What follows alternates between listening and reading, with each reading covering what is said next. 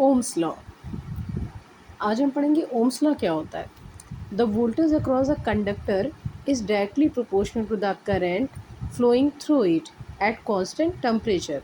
यानी कि according to Ohm's law क्या होता है, ओम्स लॉ ये कहता है कि कोई भी वोल्टेज जो है आपका, अगर किसी कंडक्टर, जैसे मान लीजिए ये कंडक्टर है, कोई कंडक्टर है, उस कंडक्टर में अगर कोई वोल्टेज दिया जाता है, जैसे प्लस और माइनस हो गया, तो कोई वोल्टेज फ्लो करता है, तो वोल्टेज क्या होता है, जो वोल्टेज यानी पोटेंशियल डिफरेंस या वोल्टेज, तो voltage is directly proportional to the I, यानी जो करंट फ्लो करेगा इसमें, वोल्टेज के थ्रू जो करंट जाएगी आपकी, वो किसके प्रोपोर्शन डायरेक्टली प्रोपोर्शनल होती है, डायरेक्टली प्रोपोर्शनल होती है। V is directly proportional to the आई।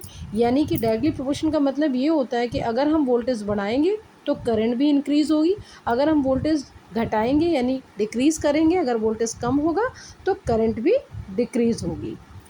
और इसको V is equal to R I भी लिख सकते हैं, बिकॉज ये proportionality here, R is a proportionality constant. R क्या हो गया, प्रोपोर्शनलिटी कांस्टेंट हो जाएगा। R is a resistance, R है एक रेजिस्टेंस।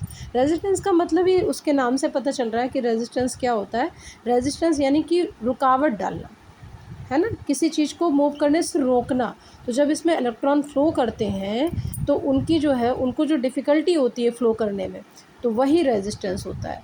जो रेजिस्टेंस यानी कि जो कंडक्टर में जब इलेक्ट्रॉन्स फ्लो करते हैं तो उनको जो डिफ़िकल्टी फ़ील होती है मूव करने में, जितनी ज़्यादा डिफ़िकल्टी होगी, इसका मतलब उस कंडक्टर का रेजिस्टेंस सबसे मतलब ज़्यादा है।